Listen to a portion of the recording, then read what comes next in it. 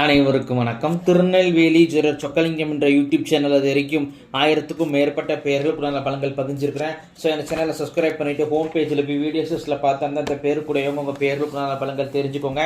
குறிப்பாக அந்த கருப்பசாமி அப்படிங்கிற பேருடையவங்க உங்கள் குடும்பத்திலே சொந்தக்காரங்களே நட்பு வட்டாரத்தில் இருந்தாங்கன்னா அவங்களுக்கு வீடியோ லிங்க்கை தயவு செஞ்சு ஷேர் பண்ணுங்கள்.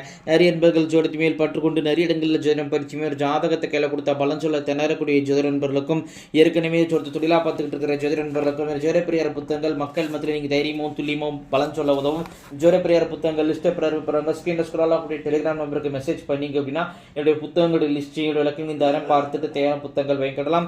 அஸ்ட்ராலஜி கன்சல்டேஷன் ஜாதகம் பார்க்க ஜாதகம் எழுத பிறந்த குழந்தைகள் கரிசை பேசூட்ட திருமண பொருத்தம் துல்லியமாக பார்க்க குலதெய்வம் அறியாதவங்க குலதெய்வம் அறிய அஸ்ட்ரோனியூமராலஜி ஜாதகமே இல்லாதவங்களுக்கு பலன் சொல்ல போன்ற அஸ்ட்ராலஜிக்கல் கன்சல்டேஷனுக்கு தாராளமாக நீங்கள் நினைக்கலாம். குறைந்த குருதட்சணையில் தரமான ஆலோசனைகள் வழங்கப்படும். நேரில் வரணுங்கிற அவசியம் கிடையாதுங்க, ஃபோன்லேயே பலன் சொல்லிடுவேன். சரிங்க, இன்னைக்கு பதிவுக்குள்ளே போவோம். கருப்பசாமி என்ற பேருக்கான 50 வகையான நேமாலஜி பலன்களை பார்ப்போம். ஃபர்ஸ்ட் பாயிண்ட் தைரியசாலியாக இருப்பீங்க. 2வது பாயிண்ட் அழகானவங்களாக இருப்பீங்க. 3வது பாயிண்ட் நல்ல கம்பீரமான தோற்றம் உங்கள்கிட்ட உண்டு. 4வது பாயிண்ட் அப்பா அவர் கூட பிறந்த உடன்பிறப்ப பேச்சுவார்த்தையில் விலக்கி வச்சிருப்பாரு. 5வது பாயிண்ட் தம்பி தங்கச்சி மேலே அதிகமான பாசம் வச்சுருப்பீங்க. அதற்கு மாறாக அவர்களால் உங்களுக்கு மன வருத்தமே ஏற்படும். 6வது பாயிண்ட் புத்திசாலியாக இருப்பீங்க. 7வது பாயிண்ட் புத்தியால் லாபம் அடைவீங்க. 8வது பாயிண்ட் அலைச்சல் விரும்பியாக இருப்பீங்க. இல்லைன்னா வேலை காரணமாக அலைய வச்சிரும், அது அடிக்கடி ட்ராவல் பண்ணக்கூடிய சூழ்நிலைகள் உண்டு பண்ணும். 9வது point mind depression, mind stress, mind pressure உங்கள்கிட்ட அதிகமாக இருக்கும், மனசு நிம்மதியே இருக்காது. 10வது பாயிண்ட்டு நீங்கள் வேலை பார்த்தீங்கனாலும் ஒர்க் பெண்டிங் இருந்துக்கிட்டே இருக்கும், அதாவது சேலரி பெண்டிங் இருக்கும். 11வது பாயிண்ட் எந்த ஒரு விஷயத்தையும் ஸ்டெடி மைண்டுங்கிறதே இருக்காதுங்க, நிலையான முடிவு உங்களால் எடுக்க முடியாது. 12வது பாயிண்ட் அவசர புத்தி உண்டுங்க, எந்த ஒரு விஷயத்தையும் உடனே செய்யணும் அப்படிங்கிற ஒரு அவசரப்படுவீங்க. 13வது பாயிண்ட் கடன் பிரச்சனை உண்டு. 14வது பாயிண்ட் அம்மாவுடன் கருத்து வேறுபாடு உண்டு. 15வது பாயிண்ட் மனைவியாலேயோ அல்லது மனைவி வழி உறவினர்களாலேயோ ஒரு பெருத்த அவமானங்களை சந்திப்பீங்க, ரொம்ப கவனமாக இருக்கணும். 16வது பாயிண்ட் வரட்டி பிடிவாத குணம் உண்டு. ஒரு விஷயத்தை முடிவு பண்ணிட்டீங்கன்னா அதுலேருந்து மாறவே மாட்டீங்க.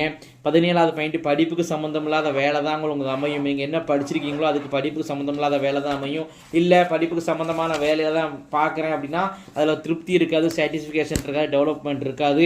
19வது பாயிண்ட் ஆண் குழந்தை நினைச்ச ஒரு மனக்கவலை இருக்குங்க. ஒரு ஆண் வாரிசு இல்லைங்கிற கவலையோ, ஆண் வாரிசு நம்ம கட்டுப்பட மாட்டேங்கிற கவலையோ, அல்லது ஆண் வாரிசுடைய ஃபியூச்சர் நினைச்ச ஒரு கவலையோ உங்களுக்கு இருந்துகிட்டு இருக்கும். 20வது பாயிண்ட் மாமியார்கள் பிரச்சனைகள் உண்டு. 21வது பாயிண்ட் தந்திரசாலியாக இருப்பீங்க. 22வது பாயிண்ட் எதையும் யோசிச்சு தான் முடிவெடுப்பீங்க, உடனே முடிவெடுத்துட மாட்டீங்க. 23வது பாயிண்ட் காஸ்ட்லியான காரு, காஸ்ட்லியான வீடு உங்களுக்கு அமையும். 24வது பாயிண்ட் சொந்த தொழில் நீங்கள் செய்யக்கூடாதுங்க, மீறி செஞ்ச நஷ்டத்தை தரும்.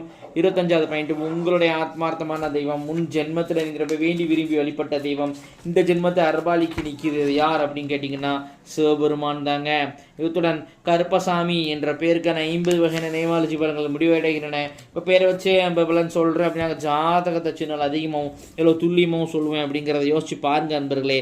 ஸோ ஒரு முறை அஸ்ட்ராலஜிக்கல் கன்சல்டேஷனுக்கு வாங்க. நன்றி நேயர்களே, நன்றி, வணக்கம்.